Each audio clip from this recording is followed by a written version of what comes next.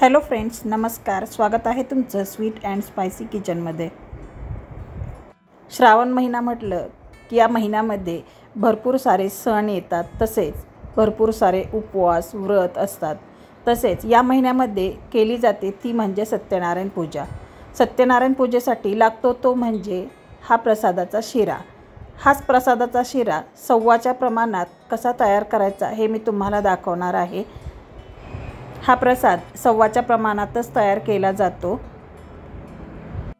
इथे मी एक पातेलं घेतलेलं आहे. त्याच्यामध्ये आपल्याला 1 वाटी व पाव वाटी असं सव्वा वाटी दूध घालायचं आहे. तसेच 1 वाटी व पाव वाटी असं सव्वा वाटी पाणी घालायचं आहे. आता हे आपल्याला गरम करण्यासाठी ठेवून द्यायचं आहे. आता दुसरीकडे कढईमध्ये मी सव्वा वाटी रवा घेतलेला आहे. त्यातच आपल्याला सव्वा वाटी तूप घालायचं आहे. हे प्रमाण तुम्ही 1.25 किलोसाठी सुद्धा वापरू शकता. म्हणजे आता इथे मी तुम्हाला वाटीचं प्रमाण दाखवलेलं आहे. त्याचप्रमाणे तुम्ही 1.25 किलो रवा व 1.25 किलो तूप घेऊ शकता. आता हा रवा आपल्याला मीडियम फ्लेमवरती भाजून घ्यायचा आहे. इथे दूध गरम झालं आहे. गॅस बंद करून घेऊ. आता हा रवा मी 5 ते 10 मिनिटे मीडियम फ्लेमवरती भाजला आहे.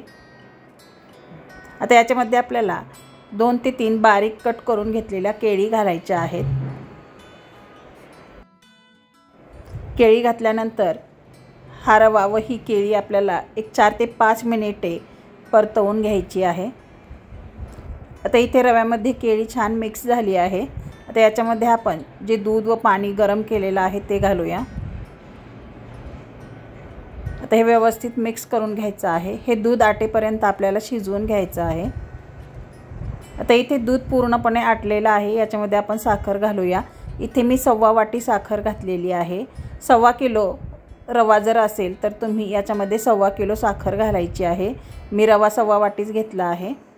आता याच्यामध्ये काही ड्रायफ्रूट्स घालायचे आहेत. हे व्यवस्थित मिक्स करायचं आहे. 1 चमचा विलायची पावडर घालायची आहे व मिक्स करून घ्यायचं आहे. असेच सव्वाचे प्रमाण वापरून तुम्ही 1.25 किलो रव्याचा सुद्धा प्रसाद तयार करू शकता. अशा प्रकारे आपला हा एकदम मऊ असा प्रसादाचा शिरा बनून तयार झाला आहे. ही प्रसादाच्या शिऱ्याची रेसिपी तुम्ही नक्की ट्राय करा. तुम्हाला आजची ही रेसिपी कशी वाटली हे कमेंट बॉक्समध्ये मला नक्की कळवा. तुम्ही जर माझ्या चॅनलला सबस्क्राईब केले नसेल तर सबस्क्राईब करा, लाईक आणि शेअर करा. तसेच बेल आयकॉन क्लिक करा. वेळात वेळ काढून तुम्ही माझी रेसिपी पाहिल्याबद्दल खूप खूप धन्यवाद.